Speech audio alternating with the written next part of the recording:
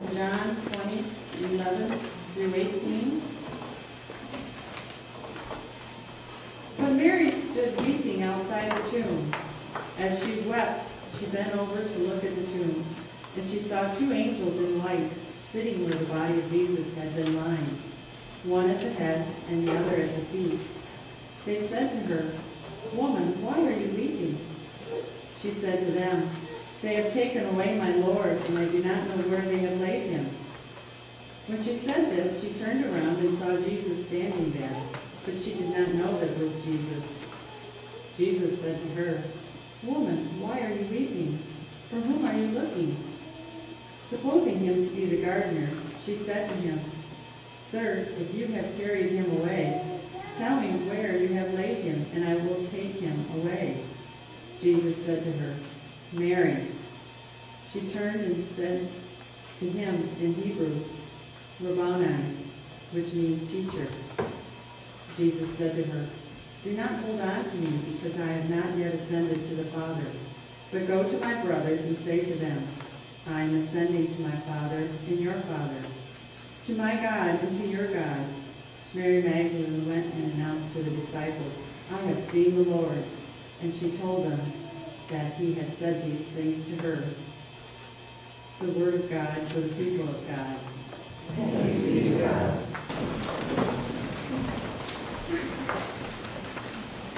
Well, for the past 6 weeks, our congregation has looked at the events that occurred in the last 24 hours of Jesus' life. We began the story on a Thursday evening during the Passover, when the Jewish people would gather and share the Passover Seder meal with one another.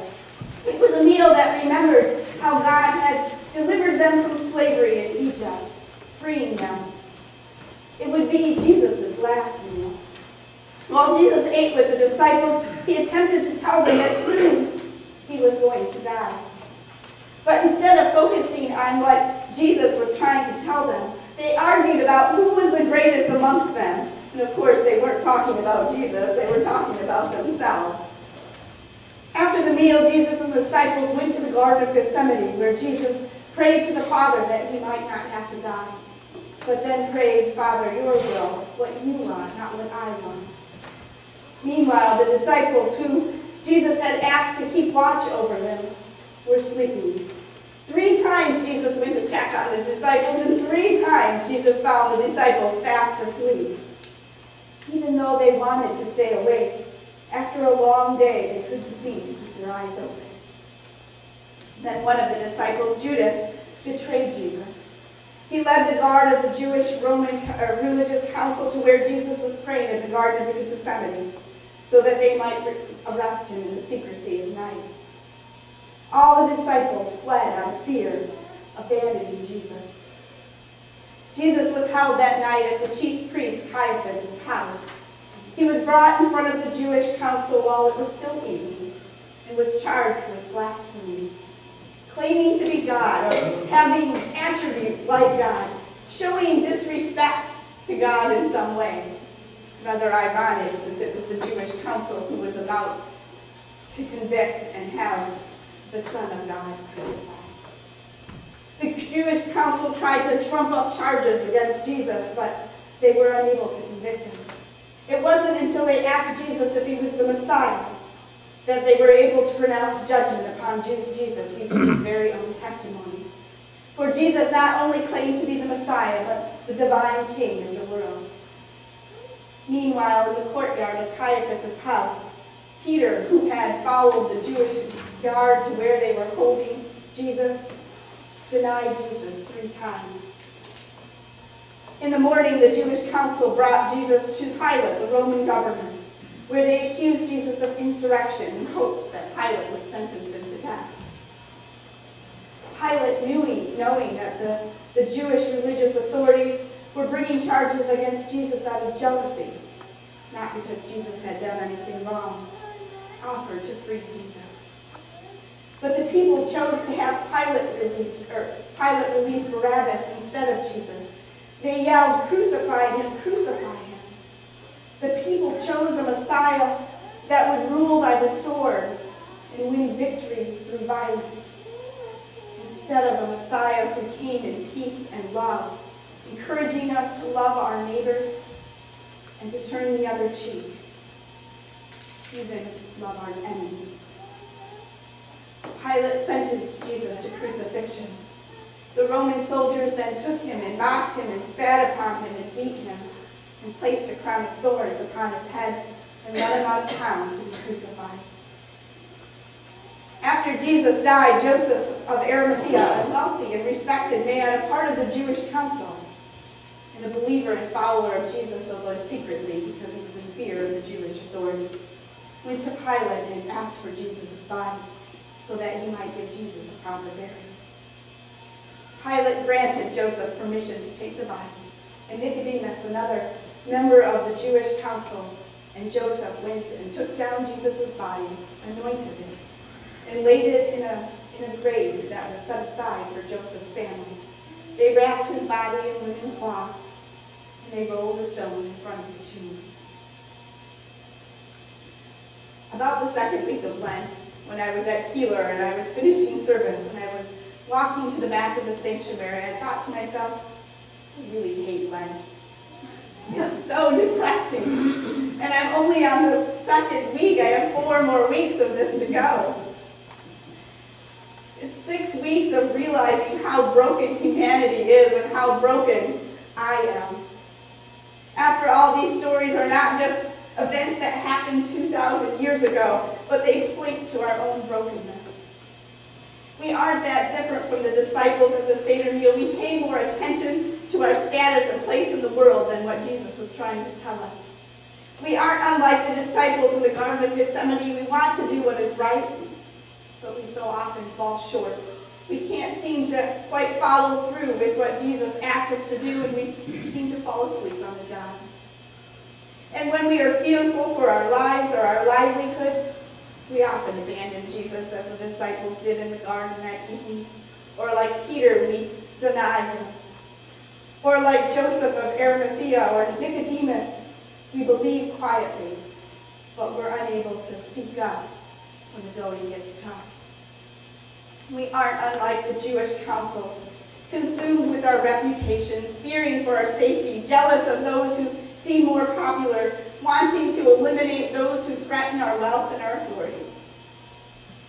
We aren't that different than Pilate. We don't want to go against the crowd, finding it easier just to cave in and go with what everybody else wants. And we aren't that dissimilar from the crowd. We'd rather go the path of war and violence than to turn the other cheek and to love our enemies. And we aren't unlike the soldiers, easily lulled into abusing our power because it makes us feel better to put somebody else down. I began to think to myself, Lent is so depressing. Why did I pick this sermon series when I have to spend 6 weeks on this painful last 24 hours of Jesus' life? And then I began to greet people at the back of the sanctuary, and it was Betty Custer. Came up with the biggest smile on her face and said, I love Lent. That was a great sermon. Here I had lamented that it was Lent all the way back to the back of the sanctuary, and she comes and hugs me and says, I love Lent. I left that Sunday just baffled, wondering what it was that allowed her to have this Lenten joy. And I prepared my sermon for the next week. I pondered what it was about that story that had touched her and made her so filled with joy. A story about our brokenness. But then I realized that in each and every one of these stories, while it points out our brokenness, it also points out how God's love for us is there in the midst of it all. Jesus continued to dine with the disciples even when they weren't attentive to what he was saying. When they fell asleep, Jesus prayed for them. When Jesus was rejected by the most holy of the Jewish men, and the faithful of the Jewish, when he was sentenced to death for the crime he did not commit, while a guilty man went free, when humanity cared more about their selfish needs than about their faithfulness to God, when they failed to recognize that God was walking amongst them. when they mocked him and beat him and spit upon him, when no one would stand up to them, Jesus was still willing to fulfill the Father's plan and to die on the cross so that we might be reconciled with God. He tore down the curtain in the temple so that we would no longer be separated, but that we could be in the presence of God, and that our relationship with God would be restored. Through his death, he demonstrated God's amazing love for us and unfaltering love for us, no matter what we do and when we go astray. His love stands firm. This Lent, I too discovered that Lenten joy. While it was a time in which I prayed that I might be more faithful and repented for those times when I failed to be faithful, in the midst of it all, I shared in God's love for me and for those around me, and for the grace that God extends to me each and every day, and each and every time when I fall short. But the story didn't end there. The disciples could have easily gone off on their own ways and gone back to fishing or tax collecting or doing whatever they were doing before this time. But something amazing happens. 3 days later, Mary Magdalene went to the tomb to find that the stone had been moved away. Mary immediately assumed that grave robbers had come and taken Jesus' body. So she ran and told Jesus and another disciple, and they came sprinting back as fast as they could so that they could see for themselves, and they looked in the tomb, and sure enough, Jesus was gone. And the disciples went back to their homes. But Mary stayed there, and she began to weep, and as she was weeping, she looked into the tomb one final time, and she saw 2 angels standing there. And they asked her, "Mary, why are you weeping?" She said, "I don't know where they took my Lord, who I love deeply." And then there was someone behind her, and the man said, "Why are you weeping?" And Mary assumed that it was the gardener, and he said, if you're the one who took Jesus' body, tell me where you put it." And the man said to her, "Mary." And in the moment that he called her name, she realized that it was Jesus standing before her.